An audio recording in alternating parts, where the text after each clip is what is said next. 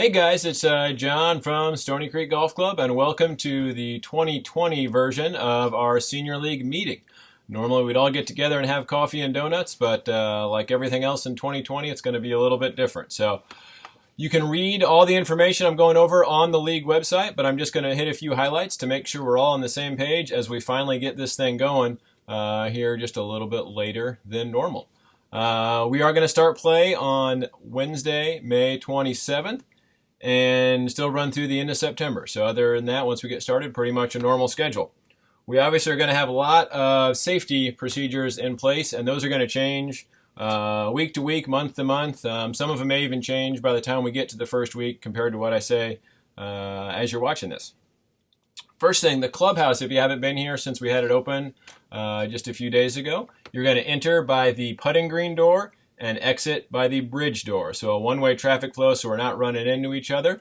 Please don't enter through the exit, and please don't exit through the entrance. It's a few more steps to get where you're going, but that's what we'd ask you to do at this time. When you check in, you can do that by coming into the clubhouse, but you may also check in over the phone. So if you owe us money, if you don't have a weekday pass or season pass, you can give us a credit card over the phone. You may also put a credit card on file so you don't have to read that number each time. So that's something you can let me know if you want to do. It just takes a minute, and then moving forward in the future, we just ding your card for whatever you're doing that day. The restrooms in the clubhouse are open for one person at a time. We do ask you to follow that rule so we're not getting crowded in there. And we do hope to have the on-course restrooms open by the time we are playing the first week of the league. If you want to hit balls on the range, right now we have 8 range stations available, and if there's not one open, you just have to wait your turn. That might get expanded even by the time we're playing on the 27th, but for the foreseeable future, there will be a limited number of range stations available, so you can't crowd in, you just have to wait your turn. The putting green, the main putting green that we'd use, as you're warming up for league play, we're going to limit that right now to 8 people at a time. So if there's already 8 people on there, again, just like the range, you're going to have to wait your turn until you get out there. In both cases there, that just means let's not get here overly early for our tee time and plan on hanging around and chit-chatting, at least not at a close proximity. So don't need to get here overly early just to hang out. And also currently there's no seating in the clubhouse, so don't plan on coming in and sitting down. You're going to come in, do your business, and then move on. Carts, if you are riding, right now it's 1 player per cart unless you're from the same household. And last I checked, we don't have any league members that live together, unless that's changed. So 1 player per cart. And that will probably transition sometime in June, but it's all yet to be seen, to 2 players per cart for those who want it. I anticipate, though, through all of 2020, if you would like to have a cart to yourself, that will be an offering. We will do our best to do that. We have rented some additional carts to be able to accommodate that, and we're figuring out how that works, and thus far it's gone okay. So right now, again, 1 player per cart, and walking is still a great option and cheaper. When you are done with your cart, please get all your trash and personal belongings out. We really don't want our staff to have to come into contact with things that you've dealt with, or at least want to do that on a very minimal basis. Lost and found items, if it's not valuable like a phone or a wallet or keys, we're just going to pitch it. So again, make sure you get all your stuff out of your cart. On the golf course, we're not going to touch the flag sticks. We're just going to leave them in, which the 2019 revisions to the rules of golf allow us to do. So don't touch the flag sticks. And if you haven't been out here yet this year, we have a pool noodle, just a foam ring around the flagstick, sitting in the bottom of the cup that allows the ball to go in but not go too far down. There's also going to be a link on our website if you haven't seen that, just a short video of what that looks like. So don't touch flagstick. Ball will go in but not all the way down, so you shouldn't have to touch anything as you get your ball out. The ball does still need to go in the hole, so there may be the odd time where it could skip across that noodle, and that's just going to be the rub of the green, the way golf is played in 2020. It still needs to go in the hole to count. However, due to popular demand, or just the times really, we are going to try allowing gimmies this year. And the way we're going to do that is everyone will have a measuring device in their bag, and you can have your own, or I will give you a yardstick. I went to Lowe's and bought 150 of them. You're going to have a yardstick in your bag, and that's for the closest to the pin contest, which we'll get to in a minute. But also that means any putt within 12 inches is good. So if you hit your first putt up there, it's 6 inches away. You still count another stroke, but that next one is good from 12 inches, inside of 12 inches. Again, there's a video on the website of what that will look like. Like I mentioned, you're going to use that yardstick also for the closest to the pin competition on the par 3 course. Rather than having a marker out there that could be touched by potentially 20, 30 people through the course of the round, if you hit it close, or what you think is close enough to maybe win on a par 3, you're going to get your yardstick out, you're going to measure how far away it is, note that on your scorecard, and the person with the shortest distance is the winner for the closest to the pin on that hole. I don't know how that's going to work, but we'll try it, and it's the best alternative to everyone touching, again, that common touch point, which is something we want to avoid right now. Bunkers. If you hit it in a bunker, you can play it as it lies, but since there are no rakes on the golf course, you could encounter a footprint or whatever, an imperfection there in the sand.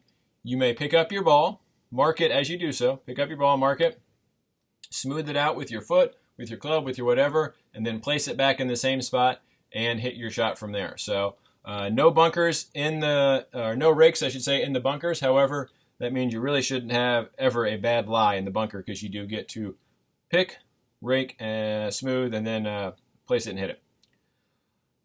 Other than that, on the golf course, the biggest thing, we're all familiar with the term social distancing, and no different on the golf course. The nice thing is we got plenty of room, so there's really no excuse to ever get inside that 6 feet. And, we say 6 feet, but I think we should think of it like 10 feet. So if you can stand there with your arm outstretched and your driver in your hand, you shouldn't be able to touch anyone who's doing the same thing. Give everybody plenty of space out there. We've got lots of space in the golf course, so let's use it. And that's how we can do things like Golf League and stay safe. So ask for your help with that, and feel free to remind anyone. We all know what's going on, so you just got to say distance, golf distance, social distance, whatever you say to remind someone. And you can tell that to our staff. You can tell that to other golfers, whoever you may come in contact with at the golf course. Keep your distance. Good. That also means please don't congregate on the golf course or anywhere around the golf course. Like I said, there's no seating currently in the clubhouse. Restrooms, one person at a time. Not that you really want to congregate in there anyhow. And like we said earlier, please don't arrive too early for your tee time. So we're trying to avoid big gatherings of multiple groups. That also means our tee time intervals are spread out a little bit more. In the past, for daily play and for league play, our tee times were what we call 7.5 minutes. So they went 7-8, 7-8, 7-8. We are currently at 12-minute intervals. We are moving next weekend, and this will be the case for League 2, to 10-minute intervals. So that's going to keep people from standing and waiting too much on the first tee, and hopefully keep everybody a little more spread out there on the golf course. Although that doesn't mean you can just take your foot off the gas while you're on the golf course and hang back too much, because we still want to keep people moving. But we'll get to that later. Lastly, in the regards of safety, a lot of people wearing masks and face coverings when you go certain places right now. Because we're going to be outside playing golf, we are not requiring that for either golfers or staff members, but it's certainly not a bad idea. If you want to wear one, that's just fine, and it's probably not a terrible idea. That's all the safety stuff. We'll get into the nuts and bolts of league play here in just a second, but with everything safety related, please do your best. It's going to be different, like I said, week to week. We'll make changes as need be. We'll make changes as things hopefully get better and not worse. But I need your help to make it work. So if we're not following the rules and it becomes unsafe, we'll have to discontinue league play, because to qualify for the league, you also qualify for being higher risk with everything that's going on. So again, ask for your help with the safety stuff. Let's make it work so we can still have some fun, just 2020 style. It's going to be a little bit different. Normal stuff for the league, as normal as anything can be these days. Communication, still the best two ways to get information are on the website, StonyCreekGolfClub.com/Senior League, and by reading the email. Everything I sent out in the weekly email will be posted right there on the website as well. It's usually going to come out on Saturday or Sunday. If I'm really on top of my stuff, I might be out on Friday. If I'm really behind, it might not be till Monday. But usually the weekend will have all the scores from the past week and all the tee times for the upcoming week. Schedule, as I mentioned earlier, we'll play starting on the 27th of May all the way through the end of September. Our first tee time will be at 7:15. That might actually be 7:10 or 7:20 based on our tee time intervals, but you'll see the schedule. And that will move back as we get into mid-August or so and the sun starts coming up later. Fees, because we're starting later. We're not going to play as many weeks, unfortunately, this year. the league fee is going to be reduced from $50 to $40. However, you'll have the option to make that $55, and the reason we're going to do that is for those closest to the pin contest, where we used to always throw in $1. Money is kind of dirty. We want to avoid touching that if we can right now. So getting rid of cash would be a good thing. You can just pay $55, and that will cover your closest to the pin prize money for all year. And then that money will just be paid out just like regular league prizes in the form of merchandise credit. So we are going to get rid of actually exchanging dollars back and forth. You can just pay $55 total for your league fee and your closest to the pin fee up front and be covered for that all year. Greens fees did go up $1 during the week this year, so you do get a $2 discount though as being a league member. So it'll be $31 if you're riding 18. If you have one of our discount passes, it will be $26 to ride during league play. Walking would be so $22 to walk, and then you get $5 off of that, so $17 if you have the discount pass. The format, no real change from previous years. The last week of each month, starting in June, will be a team game. All other weeks will be our individual play competition, where we have 4 divisions, and we will pay a low gross and a low net in each one of those divisions, and you may only win one way. We will first pay whoever wins the gross, and then the net. In addition to that, each week of individual play, if you shoot a score of net under par, you will get that many points. So if you shoot a net 66, that's 5 strokes under par, you get 5 points. We will keep a tally of those points, and the top point getters, I should say, at the end of the year will be eligible for some additional prizes. Those are points, but those low gross and low net and all the other prizes through the year will be dollars. Points and dollars are separate. That gets confused sometimes, but you can always look in the winnings page of the website to see the most up-to-date dollar winnings. The first 2 weeks, we will also have an optional side pot for any new members, for whoever has the lowest gross score there, as those new members establish a handicap, and they haven't yet found which division they will be in. Scorecards. Please designate one score keeper for the group, and make sure you know who that is, so someone is keeping score. Please confirm all your numbers before turning in your scorecard. And lastly, there will be a scorecard drop box someplace other than inside. In the past, that's always been on the bulletin board. This year, it will be probably on the bridge, maybe behind 18 green, but someplace where you don't have to come inside, just for safety's sake. One last time you have to come inside is better. Please write down a number for each hole, not a plus or a minus or tick marks or something like that. You record a number for each hole, somewhere between 1 and triple bogey. Those are your only options right now.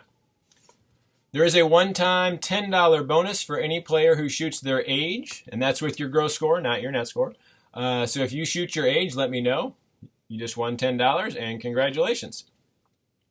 Handicaps. That was the big news in the world of golf before the rest of the world went kind of crazy this winter. The new world handicap system, you may or may not have heard a lot about that. Basically, the USGA made a handful of tweaks to how they calculate the handicap worldwide. Their idea there was there were some places in the world that did it differently than the USGA or the RNA. They're trying to get everybody on the same page. So again, you've probably heard a lot about that. It has no bearing on how we calculate the handicaps for a league. The formula is still basically the same. We will continue to have solely a league handicap. So if you have an IGA/USGA handicap that you keep on your own, that is fine. But your league handicap will be calculated by me and based solely on your scores from Wednesday. That way, we know how you're playing on Wednesday. I don't necessarily know how you're playing other days of the week. And it's very representative of how you perform on Wednesdays in league. Handicap questions, if you have any, certainly let me know as we go through the year. They are calculated every week. Just because you have a good week or a bad week one week, that doesn't necessarily mean your handicap's going to go up or down quite a bit. So ask questions if you have them on handicaps. Tees, we'll play the silver tees. Each week I'll rotate a couple to play a little bit longer than the normal spot on the golf course, and that's just so we don't have too much wear and tear on the same areas of the tee boxes, because our silver tee boxes are not big enough, and we're working slowly but surely on improving some of those, but they do get beat up, so that's why we stretch some back, even though it might make it play a little more difficult. Winnings, we mentioned this earlier, anything you win will be in the form of merchandise credit, and you can spend that up as soon as you win it. If you win $5 and you want to buy $5 worth of tees, you can do that right away, or you can save it up to the end of the year. As far as how much you win for doing what, once I know how many people are going to be in the league, hopefully by the second week of league play, which will be June 3rd, we'll have the full payout schedule for what you win based on winning certain prizes. So look for that after the first week. Tee times. Due to the cart inventory, because we mentioned that one player per cart, we're going to start the year by limiting each week to the first 90 players who sign up. So that may or may not sound like a lot of players, but that's about what we've averaged the last few years. And we normally have 76 golf carts. We currently have an additional 28 that we have rented to accommodate the single riders. And we have other people playing. So 90 players, first 90 to sign up, have a spot. Beyond that, we'll put you on the waiting list. And if somebody cancels out, it'll get you in there. Hopefully that can go away as some of those cart restrictions lessen as we move forward. And we'll keep you updated on that. That could change as we go, but right now, first 90 players to sign up have a spot. After that, you'll be on the wait list. Other than that, tee times will still work in the same manner that you will sign up this week for next week. And if you're not here for this week, just send me an email or give me a call and we'll get you on the list for the following week. Half the weeks you will sign up for the time you want to play and with whom. The other weeks will be a yes or no, and I will assign random pairings so you get to meet some new people. All right, we're almost done. Rules. We're still playing, even though we have some adjusted rules, we're still playing a contest each week. Contests have to have rules. Everyone has to be following the same set of rules to make it a fair contest. So, we will play the regular rules of golf, other than those safety precautions I mentioned earlier, and other than our usual local rules, which include a triple bogey max. That's your gross score. You will never make more than triple bogeys. So a 6 on a par 3, 7 on a par 4, 8 on a par 5. Please don't take any more strokes than that from a pace of play standpoint. And also, you may pick up and take triple bogey at any point in time. If you rip one out of bounds and you say, meh, I don't want to play anymore, pick it up, record your triple bogey, move on. Another local rule we implemented, I think 2 years ago, but it's worked okay. Out of bounds. We will play all out of bounds like a red penalty area, or you may remember that being called a lateral hazard. So that means if your ball goes in, or goes out of bounds, I should say, you find the point where it last crossed the margin of the boundary. You can take 2 club lengths no closer from there and add 1 stroke, and then take your next stroke. So if on number 3 you hook it out of bounds, find the spot where it crossed out of bounds, lay back 2 club lengths, or no closer to the hole, 2 club lengths, and then hit, and you're hitting number 3. That's on out of bounds.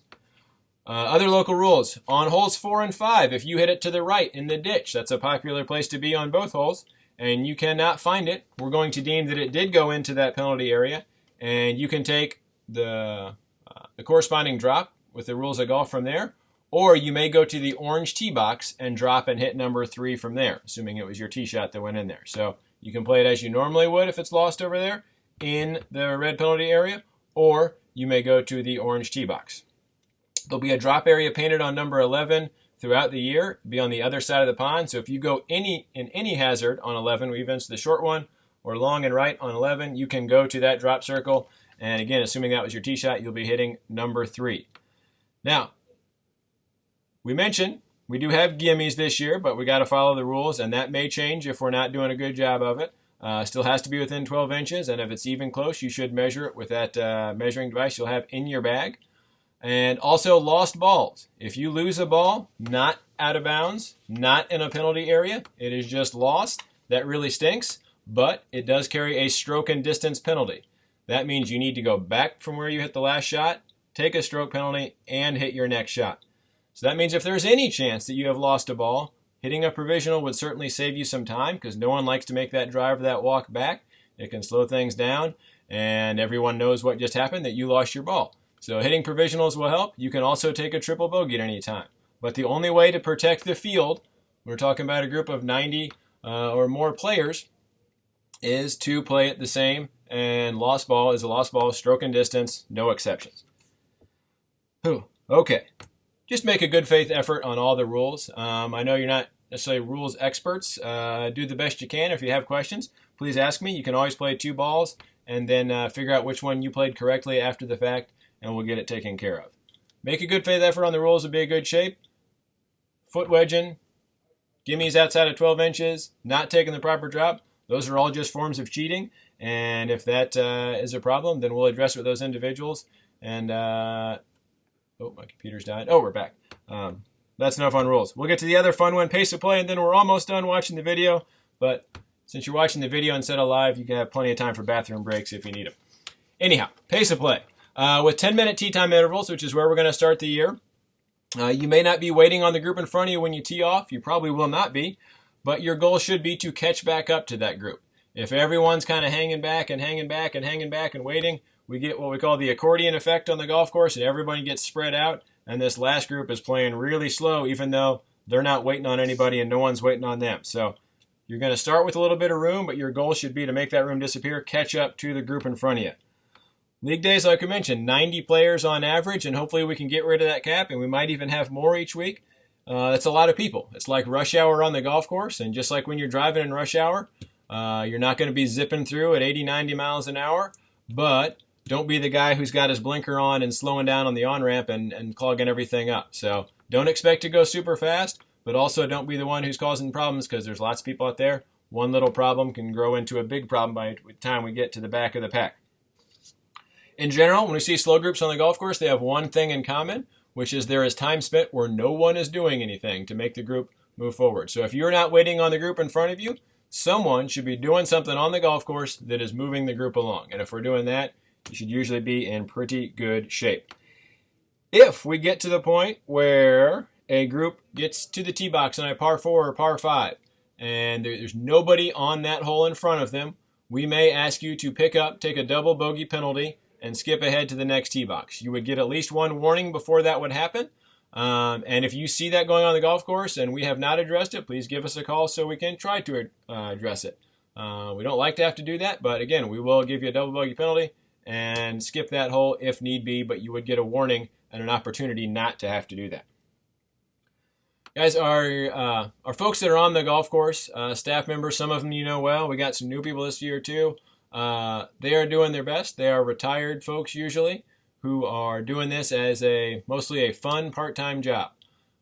They may deliver some news to you that you don't like, or that you might find that you may not agree with.